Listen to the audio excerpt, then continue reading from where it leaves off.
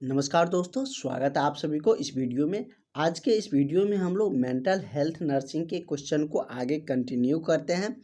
जैसे कि आप सब ने इसका बहुत सारा क्वेश्चन देख चुके हैं, लगभग हम लोगों ने 28 तक क्वेश्चन कर चुके हैं और ये सारा क्वेश्चन आपको पिछले जो 2 क्लासेज हुए हैं इनका इसमें करवाया गया था और आप सब इसमें बहुत सारे स्टूडेंट क्लास ज्वाइन भी किए थे।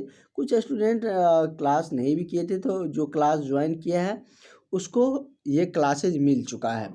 आप लोगों को जैसे ग्रुप में जुड़े हुए हैं तो उन सारे कैंडिडेटों को जो भी क्लास छूट गया था क्योंकि दिवाली की वजह से नहीं कर पाए थे, तो उन सबको मिल चुका है। तो चलिए इसी को हम लोग आगे कंटिन्यू करते हैं और आगे की क्वेश्चन हम लोग देखते हैं।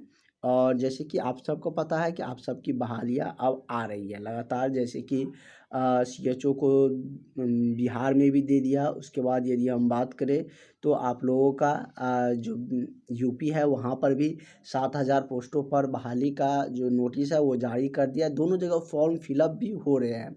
ANM वाले भी बहाली आ रहा है, उसमें GNM वाले भी भर सकते हैं।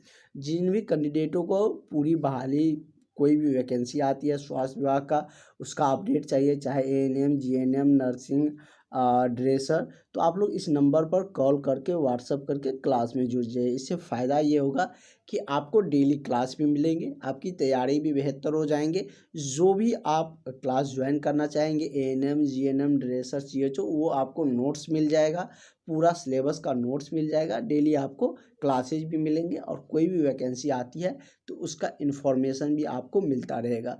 तो आप लोग ज़रूर इस नंबर पर कॉल करके व्हाट्सअप करके क्लास में जुड़ जाइए। इस नंबर पर कॉल करके आप लोग 70 50 87 29 96। और अभी आप लोगों को फेस्टिवल का ऑफर भी दिए जा रहे हैं, बहुत कम प्राइस में अभी आप लोग एडमिशन कर सकते हैं और पूरी कोर्स आपको पूरा करवाया जाएगा। बहुत सारे कैंडिडेट ज्वाइन भी है। तो हम लोगों का क्वेश्चन है आज यहाँ से होंगे। कह रहा है कि निम्नलिखित में मनोरोग लक्षण है सिवाय, मतलब कि जो ऑप्शन दिया गया है, क्वेश्चन का कहने का मतलब है कि 4 जो ऑप्शन आपको दिए गए हैं इनमें से कौन कौन मनोरोग लक्षण है ये नहीं खोजना है, उसको छोड़, मतलब कि नहीं है, मतलब कि सिवाय मनोरोग के छोड़ के सिवाय दूसरा रोग का लक्षण इनमें से कौन है सो आपको पता करना है। तो देखिए, भ्रम, भ्रम भी क्या आएगा, मनोरोग में ही आएगा। मनोरोग के मतलब क्या, मानसिक यदि रोग आते हैं तो वो क्या उसको भ्रम भी होने लगता है कि यहाँ पे कोई चीज़ है या कोई चीज़ नहीं है, ये भ्रम भी उसमें आता है। तो ये तो होगा नहीं। हमको खोजना क्या है, जो इस लक्षण में नहीं आते हैं, मनोरोग के लक्षण में नहीं आते, क्योंकि इसमें दिया है सिवाय। भ्रांति, तो इसमें बहुत ही भ्रांति की बातें आते रहते हैं, तो ये भी उसका लक्षण है। चिंता, चिंता तो ऑब्वियसली है मनोरोग का लक्षण। सौफ, सौफ का इससे कोई रिलेशन नहीं है, मतलब कि उसका लक्षण नहीं है। तो करेक्ट आंसर आपका क्या हो जाएगा, आपका ऑप्शन नंबर C हो जाएगा। तो ये बहुत लंबा टॉपिक नहीं है, तो फिर भी हम लोग इसका जितना भी क्वेश्चन पूछे जाते हैं वो सारे VVI क्वेश्चन देखेंगे और इसके बाद फिर हम लोग नए टॉपिक पर बढ़ेंगे। अभी हम लोगों का ये टॉपिक का तीसरा लेक्चर ही है, इसलिए जो अभी तक क्लास नहीं ज्वाइन किए हैं क्लास ज़रूर ज्वाइन कर लीजिएगा। तो इसका करेक्ट आंसर क्या हो जाएगा, ऑप्शन नंबर आपका C हो जाएगा। इसमें से ऐसा ऑप्शन खोजना था जो मनोरोग का लक्षण नहीं था, मतलब कि उसके सिवाय जो लक्षण है उसके सिवाय दूसरा था, तो वो कौन था, सेफ हो जाएगा, सोफ हो जाएगा। ठीक है, नेक्स्ट क्वेश्चन क्या कह रहा है कि मनोविश्लेषण का संस्थापक कौन है। जैसे कि हमने ECT के बारे में पिछले क्लासेज में बताए थे कि उस पर कैसे, मतलब कि कहाँ पर उसका प्रतिपादन हुआ, किस पर उसको फर्स्ट डोज दिया गया था। ECT के बारे में आगे भी क्वेश्चन और आएंगे। इससे पहले तो बहुत सारा ECT, मतलब कि जिससे विद्युत धारा, हल्की मात्रा में विद्युत सर्किट लगाया जाता है, वो आप सब भी जानते हैं। जब मेडिसिन वर्क नहीं करने लगते हैं मनोरोग के मानसिक रोगी को, तो उस केस में उसको हल्का सा क्या दिया जाता है, शॉर्ट सर्किट, मतलब कि शॉर्ट लगाए जाते हैं, इलेक्ट्रिक शॉर्ट लगाया जाता है, विद्युत का जो प्रवाह है वो किया जाता है। तो वही कह रहा है कि मनोविश्लेषण के संस्थापक कौन है, ब्लेउर ब्लेउलर या फ्राइड या एरिक्सन या कनेर कनेर, तो मतलब कि कौन है, तो मनोविज्ञान का विश्लेषक जो माना जाता है, जो जो विश्लेषण का संस्थापक जो माना जाता है, उसको फ्रायड को माना जाता है। किसको? फ्रायड को। तो करेक्ट आंसर आपका क्या हो जाएगा? ऑप्शन नंबर आपका बी सही हो जाएगा। ठीक है, नेक्स्ट क्वेश्चन हम लोगों का है, ये नोट्स भी आप लोगों को ग्रुप में मिल जाएगा, जो भी उस ग्रुप में जुड़े हुए हैं, और जो इसका थ्योरी वाला एक्सप्लेनेशन वाला जो नोट्स था वो कल ही हमने आप लोगों को ग्रुप में भेज भी दिए थे, जो क्लास का ग्रुप आप लोगों का चल रहा है उसमें। अगला है कि निम्न में से कौन सा शब्द सीधे मनोरोग नर्सिंग से संबंधित नहीं है। बहुत ऐसा चीज़ है कि जो डायरेक्टेड रिलेटेड नहीं होता है, लेकिन क्या होता है कि वो मतलब कि इफ़ेक्ट करता है। जैसे क्या कि जैसे पानी ही ले लीजिए, उससे क्या होता है, पानी पीता है तो मतलब कि धीरे धीरे क्या होता है, बुखार आता है, उससे टाइफाइड हो जाता है। मतलब कि डायरेक्ट वो तो मतलब डायरेक्ट भी हो गए। बहुत ऐसी चीज़ें होती हैं जो डायरेक्ट नहीं होते हैं कनेक्टेड, लेकिन उससे वो प्रभावित होते हैं, उससे संबंधित होते हैं। तो जैसे इसमें हम लोग देखते हैं कि क्या कह रहा है कि निम्न में से कौन सा शब्द सीधे मनोरोग नर्सिंग से संबंधित नहीं है। ईसीटी, उसके बाद है एकल्मसिया हम लोग मिडवाइफरी वाले क्लास में भी देख रहे थे। तो वैसे भी आप जब मिडवाइफरी वाला में आया था तो यहाँ पर होगा ही नहीं। उसके बाद क्या है, उल्लास, फिवोया, फोबिया, मतलब फोबिया मतलब क्या होता है, यहाँ पर थोड़ा सा प्रिंटिंग गलती हुआ है, फोबिया ऐसे होगा। फोबिया का मतलब होता है डर। जैसे एक्कोफोबिया होता है, बहुत सारा फोबिया होता है। फोबिया मतलब डर। ईसीटी मतलब क्या होता है, जो कि जिससे विद्युत धारा दिया जाता है हल्का मात्रा में। उत्साह तो आप लोग जानते ही हैं। तो इसमें आपको कहना क्या था कि मतलब कि जो डायरेक्ट मनोरोग से संबंधित नहीं है। तो एक्लैम्सिया डायरेक्टली संबंध नहीं है, ईसीटी डायरेक्टली मनोरोग से संबंध है, उसके उपचार को लेकर। उल्लास भी डायरेक्टली संबंध है क्योंकि उसको खुश रहना चाहिए। फोबिया भी उससे डायरेक्टली संबंध है क्योंकि इस केस में मनोरोग व्यक्ति को डर भी लगते रहते हैं बहुत चीज़ों से। ये सब डायरेक्टली संबंधित है मतलब मनोरोग नर्सिंग से। लेकिन ये एक्लैम्सिया उनसे मनोरोग नर्सिंग से संबंधित नहीं है। तो इसका करेक्ट आंसर आपका ऑप्शन नंबर बी है। और उसमें जो बहाली ही आया है सीएचओ का, बिहार और यूपी का भी दे दिया है। तो जैसे कि आप लोग जीएनएम किए हुए हैं तो भर सकते हैं, लेकिन ये आपके पास सर्टिफिकेट होनी चाहिए। कम्युनिटी हेल्थ वाला जो सर्टिफिकेट है वो 6 मंथ का होते हैं। अमूमन आप लोगों को कॉलेज में करवाए गए होंगे। ऐसे बीएससी नर्सिंग वाले के पास तो रहता ही है।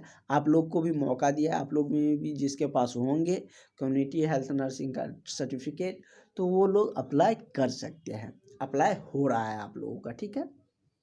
तैयारी तो आपका हो ही रहे हैं। उसका नोट्स भी से आप लोगों को जीएनएम वाला मिल चुका है, और कुछ टॉपिक उसका सिलेबस में जो ऐड है एडिशनल टॉपिक, वो भी हम आपको बताएंगे। अगला है कि इम्प्राइमाइन क्या है। इम्प्राइमाइन एक है क्या। इम्प्राइमाइन क्या है, जैसे क्या दिया है कि एंटीनेटिक दवा या एंटीबायोटिक दवा या एसिसाइकोटिक दवा या एंटी डिप्रेसेंट दवा। तो मतलब क्या, इमीप्राइम क्या है, इमीप्राइम एक क्या है, तो एंटी डिप्रेसेंट दवा है। क्या है, एंटी डिप्रेसेंट एक तरीके से दवा है। इस टॉपिक में हम लोग स्टार्टिंग क्लास से ही देखते आ रहे हैं कि कुछ दवा का भी नाम इसमें पूछा जा रहा है। तो यहाँ से आपको दवा से रिलेटेड जो भी क्वेश्चन आएंगे वो इसी टॉपिक से रिलेटेड ज़्यादातर रहेंगे।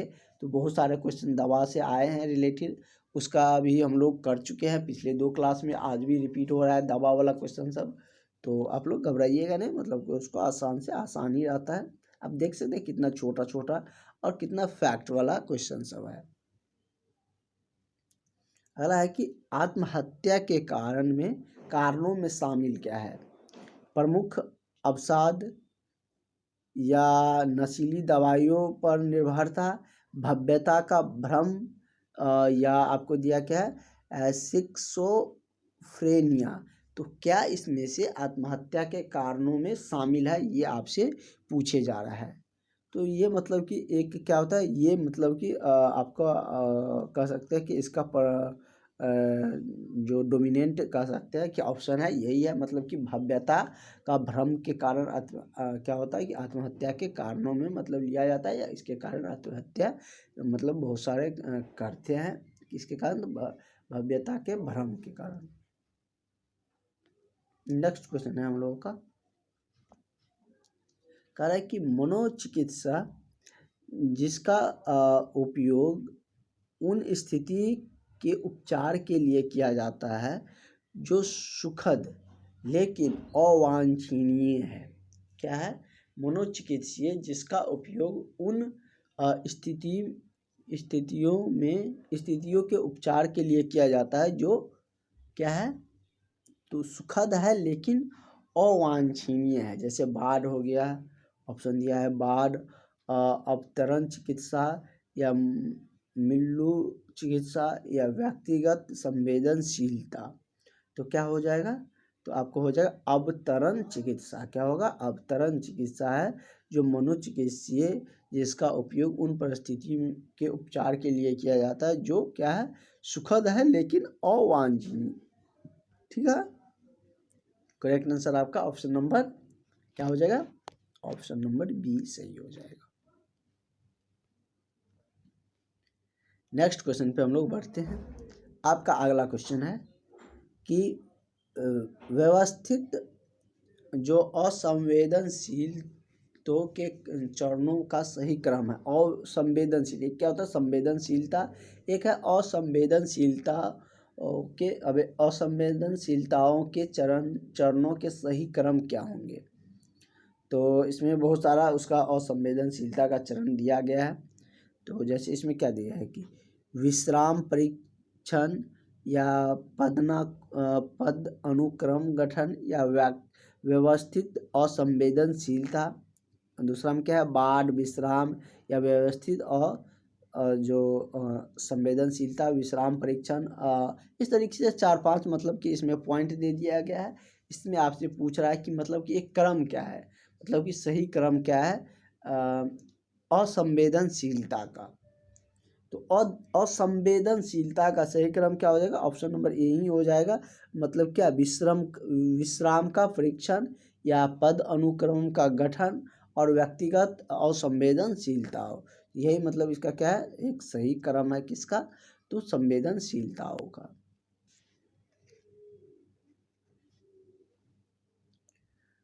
हम लोग नेक्स्ट क्वेश्चन अपने बढ़ते हैं। कह रहा है कि ईसीटी देने, ईसीटी के बारे में बहुत डिटेल्स में हम लोग पढ़े थे ना। ईसीटी आपको जब फर्स्ट क्लास हुआ था तो इसका पूरा एक्सप्लेन किए थे, पूरे अच्छे तरीके से इसको समझाए भी थे। फिर कल के क्लास में भी उसको अच्छे से एक्सप्लेन करके समझाया गया था। फिर यहाँ पर हम आपको एक बार बता देते हैं, क्योंकि इसमें ईसीटी से बार बार आपको क्वेश्चन आते हैं, बार बार ईसीटी देखने को मिलते हैं। ये क्या मतलब कि एक प्रक्रिया है, चिकित्सा का क्या है, एक प्रक्रिया है। आपको नोट्स मिल चुका है, इसका फुल फॉर्म सारी डिटेल्स के नोट्स मिल चुका है।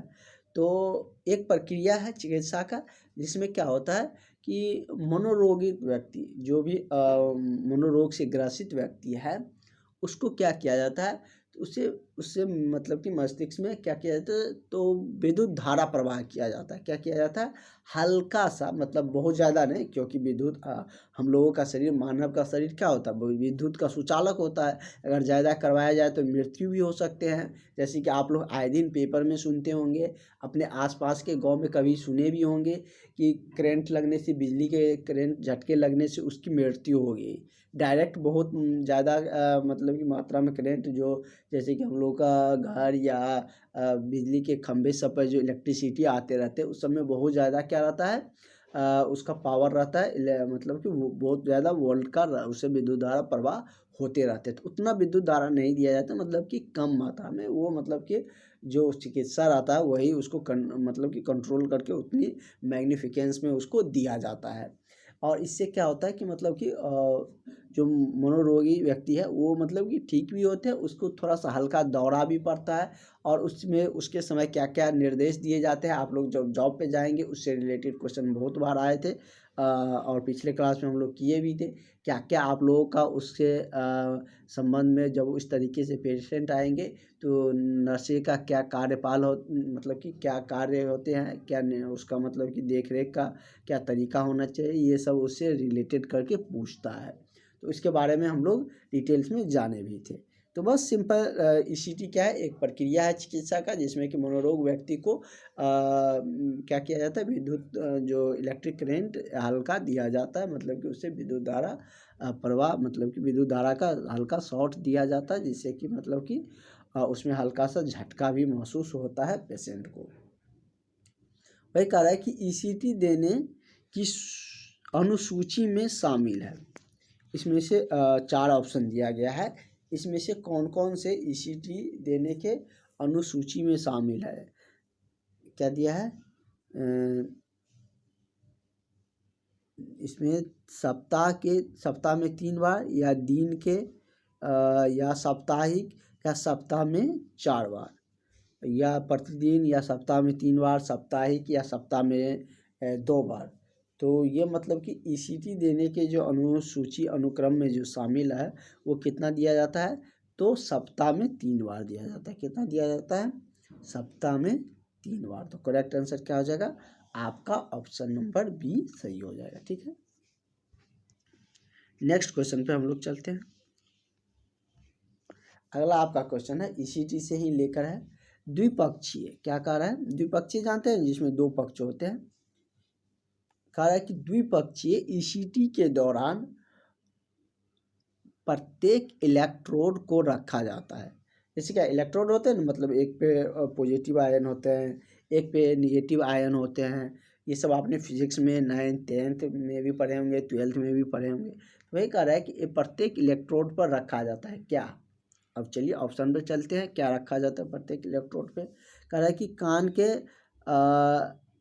ट्राक्स और आँख के पार्श्व कैनथ को जोड़ने वाली रेखा के मध्य में कितना रखा जाता है, कितने मध्य में, तो मध्य बिंदु से 2.5 से 4 सेंटीमीटर नीचे रखा जाता है। या क्योंकि ईसीटी देंगे तो उसमें इलेक्ट्रिक वाला इलेक्ट्रोड तो होंगे, तो वही प्रत्येक इलेक्ट्रोड का रखा जाता है, ये आपको पूछा जा रहा है। कान के ट्राक्स और आँख के पार्श्व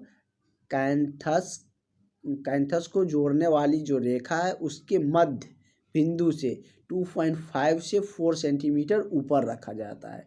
तो इतना ही मतलब सेंटीमीटर पर इसको रखा जाता है। तो इसका करेक्ट आंसर क्या हो जाएगा, आपका ऑप्शन नंबर बी सही हो जाएगा। ठीक है, ऑप्शन नंबर आपका बी इसका सही आंसर है। नेक्स्ट क्वेश्चन है, यहाँ से शुरू है। कह रहा है कि एक तरफा ईसीटी देने से पहले दाएं हाथ वाले व्यक्ति में सिर के किस तरफ इलेक्ट्रोड लगाए जाते हैं। कह रहे एक तरफा मतलब एक ही साइड से अगर दिया जाता है, मतलब दोनों होता है ना, कभी कभी दोनों साइड देते हैं कि, और कभी एक ही साइड अगर एक तरफा ईसीटी देने पड़ते हैं, तो देने से पहले जो दाएं हाथ होता है, राइट हैंड और राइट साइड और लेफ्ट साइड, दाएं हाथ की तरफ, दाएं हाथ वाले व्यक्ति में सिर के किस तरफ इलेक्ट्रोड को रखा जाता है। तो दाएं हाथ वाले व्यक्ति में जो इलेक्ट्रोड को रखा जाता है वो रखा जाता है किधर, तो दाएं हाथ वाले दाएं तरफ ही रखे जाते हैं। किधर रखा जाता है, तो दाएं तरफ ही रखे जाते हैं। तो इसका करेक्ट आंसर आपका ऑप्शन नंबर ए सही हो जाएगा।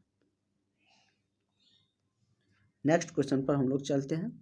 आपका अगला क्वेश्चन है, अगला क्वेश्चन क्या कह रहा है कि निम्नलिखित में से कौन सी दवा अवसाद रोधी नहीं है। मतलब कि जो अवसाद मतलब जो मनोरोगी को जो दिया जाता है ईसीटी या इलेक्ट्रिक जो विद्युत का शॉट दिया जाता है, तो उस मतलब कि उसको रोकने के लिए, मतलब अवसाद रोधी मतलब उसको रोकने के लिए कौन नहीं है, मतलब कौन सा ऐसा मेडिसिन है। तो ये इसमें आपको दिया गया है, 4 ऑप्शन दिया गया है। इसका करेक्ट आंसर क्या हो जाएगा, ये ऑप्शन नंबर डी आपका हो जाएगा। ओलांजापाइन, क्या हो जाएगा? ओलांजापाइन। तो करेक्ट आंसर आपका ऑप्शन नंबर डी हो जाएगा। 40 नंबर क्वेश्चन क्या कह रहा है कि ईसीटी से पहले इलेक्ट्रोड को नम करने के लिए इस्तेमाल की जाने वाली घोल क्या है? कह रहा है ईसीटी से पहले इलेक्ट्रोड को नम करने के लिए इस्तेमाल किया जाता है क्या चीज़ का? डिटोल या बीटाडीन, H2O मतलब वाटर, या सामान्य खारा। तो क्या चीज़ को मतलब उसको नम क्या नम मतलब कि उसको नमी वाले युक्त बनाने के लिए, नम करने के लिए उसको जो प्रयोग किया जाता है वो क्या चीज़ का किया जाता है? तो सामान्य खारा का। किसका किया जाता है? सामान्य खारा का। अगला है ईसीटी से ही रिलेटेड है कि ईसीटी से पहले दी जाने वाली एट्रोपिन का खुराक क्या होता है? ईसीटी देने से पहले जो शॉर्ट सर्किट दिए जाएंगे, जो मतलब कि विद्युत धारा उसमें विद्युत धारा का शॉर्ट दिए जाएंगे, तो उससे पहले उसमें एट्रोपिन का खुराक क्या होना चाहिए? तो ये एट्रोपिन का जो खुराक है वो 0.5 से 0.6 मिलीग्राम तक होता है। कितना? तो 0.5 से 0.6 मिलीग्राम तक खुराक दिए जाते हैं ईसीटी से पहले। नेक्स्ट क्वेश्चन है, कह रहा है कि ईसीटी, ये भी ईसीटी से ही रिलेटेड है, ईसीटी से पहले सेक्सेन कोलाइन देने का उद्देश्य क्या होता है?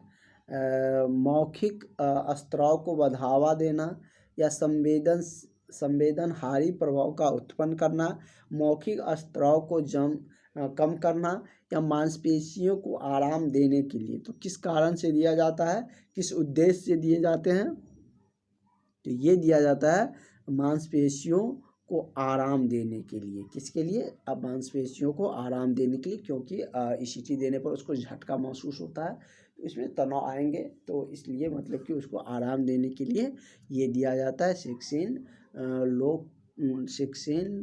कोलाइन का जो होते हैं, मतलब कि ये ईसीटी से पहले दिए जाते हैं मांसपेशियों को। क्या चीज़ के लिए?